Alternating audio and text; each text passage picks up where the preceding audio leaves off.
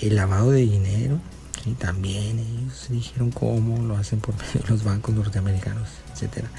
¿Sí? Y además, encima de eso, les venden armamento de alto poder, ¿sí? Como para derribar helicópteros o atravesar blindajes, como el calibre 50 del video que está circulando del día de ayer. ¿Sí? Incluso ya les han vendido hasta impresoras, ¿no? Para fabricar armas, ¿sí? Esto evita que las armas tengan un número de serie de identificación, ¿sí? También a veces les dan capacitación, ¿sí? Por medio de los terroristas, ¿sí? Hay agentes, hay miembros del terrorismo que han sido llamados, ¿sí? Desde Medio Oriente para enseñar aquí a construir bombas, ¿sí? Porque también ha habido atentados con bomba, control remoto. Bueno, eso van a traer personas que saben, ¿verdad? Y eso no se puede hacer, ¿sí? Así nada más porque sí, porque todo está vigilado, ¿sí? La CIA tiene mucho metido en México, la DEA también, ¿sí? Entonces, por ese motivo no parece extraño, ¿no? Que el 25% de los militares y legisladores en Estados Unidos pues posean inversiones en la industria armamentista, ¿no? Porque ellos suministran básicamente las armas, ¿no? Como la operación Rápido y Furioso, donde se descubrió todo esto, y ellos argumentaron que era una operación secreta para descubrir los cárteles. No era así, ya tenía mucho tiempo, ¿verdad? Y de todos modos el negocio continúa, ¿no? Ese armamento que vimos ayer, ¿de dónde sale? ¿Sí? Habría que preguntarse, pues de dónde mismo, dónde ha salido siempre.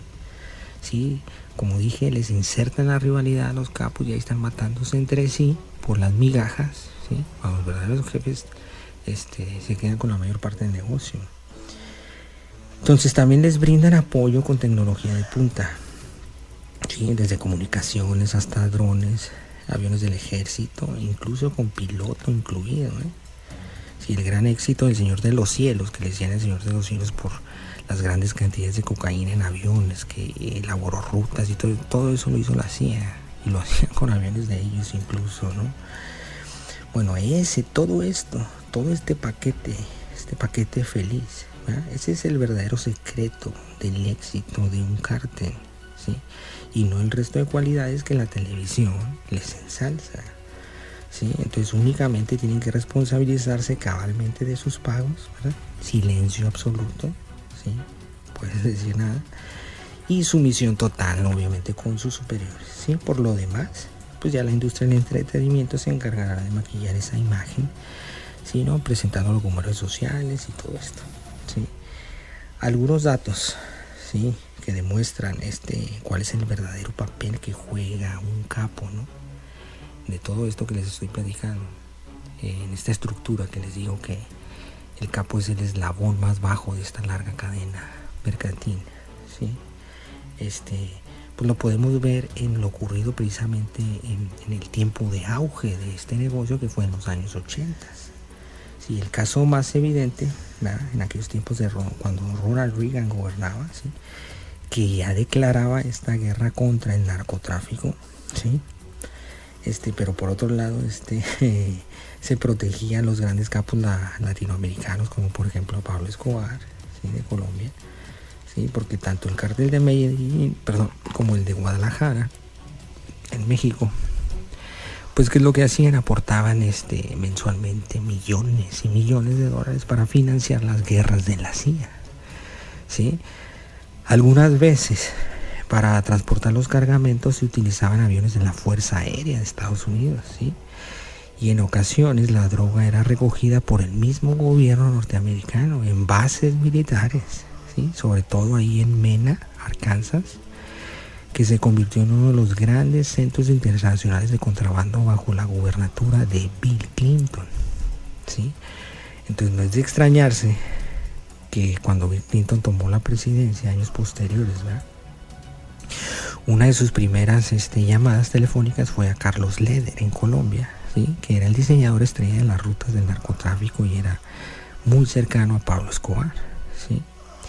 Bueno, aquellos tiempos en Veracruz, en México, ¿sí? Existía un rancho que se llamaba El Búfalo, ¿no? Esta historia es muy conocida, pero hay muchos datos que se han ocultado. Recuerden que todo esto lo hacemos para entender cómo funciona realmente el narcotráfico en México ahora, en la actualidad, es imposible que te des cuenta, digo, a menos que tengas las agencias de inteligencia, es imposible que te des cuenta con la información que hay actual. Es necesario recurrir a la historia, por eso hay que revisar estos datos, ¿sí? Bueno, el famoso narcotraficante llamado Rafael Caro Quintero, ¿sí? Era dueño de este búfalo, de este rancho, que se llamaba El Búfalo. Sí, bueno, en ese rancho la CIA entrenaba guerrilleros llamados los contras, ¿sí? Los contras nicaragüenses, ¿sí? Esos contras, ¿sí? Los utilizaba la CIA para derrocar al gobierno precisamente de Nicaragua, ¿sí? Que por cierto estaba en manos de otro grupo guerrillero que se llamaba el FSLN, Frente Sandinista de Liberación Nacional, ¿sí? Entonces, aunque el capo mexicano, Quintero, Caro Quintero, era el propietario del rancho, pues realmente no era la autoridad ahí. El encargado, el verdadero encargado de entrenar, por ejemplo, a este comando nicaragüense, ahí dentro del rancho en Veracruz, era un sujeto que se llamaba Félix Ismael Rodríguez, ¿sí? Alias el Cubano, ¿sí? Este señor, ¿sí? Era un agente de la CIA, ¿sí? Es el mismo agente que fue enviado por los Estados Unidos en años anteriores a capturar y darle muerte a Ernesto el Che Guevara, ¿sí? Él era el enlace directo entre la CIA y los cárteles mexicanos, ¿sí? Entonces, una vez sometido el gobierno de Nicaragua, ¿sí? Bajo esta guerrilla, esta supuesta sublevación del pueblo, ¿no? Como siempre se dice. Entonces, había que borrar las huellas, ¿sí? La CIA tenía que borrar las huellas. Entonces empezó a reemplazar a los capos, ¿sí? O sea, primero los utilizó para quitarles dinero, ¿sí? Como les dije ahorita, uno de los objetivos es el dinero oscuro, ¿sí? Ese dinero que no se ve, se utiliza precisamente para financiar estos movimientos, ¿sí? Entonces, una vez derrocado el gobierno de Nicaragua, todos los capos empezaron a caer como moscas, ¿sí? Algunos hicieron convenios millonarios con el gobierno de Estados Unidos, ¿sí? En forma de jubilación, fingiendo sus muertes, mientras que otros se entregaron a la justicia, ¿verdad?, de Estados Unidos a cambio de conservar sus fortunas, como todavía se sigue haciendo, ¿sí? Sin embargo, otros tantos, como Pablo Escobar, por ejemplo, se sublevaron, ¿no?, por la necesidad de sobrevivir, él, al sentirse traicionado y después de haber aportado millones de dólares a la CIA y que estos ahora buscaban su destierro, pues Pablo decidió iniciar una guerra, ¿verdad? Pero una guerra que no ganaría, obviamente. Además, él también buscaba subir en el escalafón de poder, ¿no? Y eso fue algo muy peligroso, ¿sí? Él buscaba un puesto político en su país. Y pues obviamente que la CIA y la DEA no le iban a permitir jamás ascender, ¿verdad? Con todo el poder que ya tenía económico y de armamento y todo eso, pues obviamente no le iban a permitir agarrar poder político, ¿no?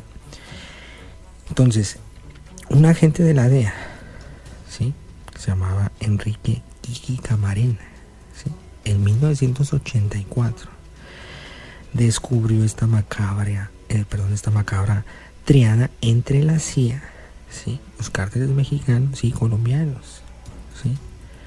Por ese motivo, la decisión de secuestrarlo, pues, inmediatamente se dio, ¿sí? Incluso los empleados del consulado estadounidense adscritos en Guadalajara revelaron la identidad del agente de la DEA y pusieron ahora sí que su cabeza en charola de plátano para que lo secuestraran, que muchos dicen que iban miembros del cártel de Guadalajara y agentes de la DFS, la Dirección Federal de Seguridad, que lo secuestraron ahí mismo, a las afueras del propio consulado, ¿sí?, para luego trasladarlo a una casa de seguridad. Al parecer, según lo que narra un amigo de él y agente de la DEA, sí, la intención no era interrogarlo, pero la intención solo era interrogarlo, ¿no?, para determinar qué tanto sabía, ¿sí?, y a quienes había informado en Estados Unidos, ¿sí?, porque él había viajado a Estados Unidos precisamente a exhibir todo esto, ¿no?, con algunos políticos ahí en California, me parece,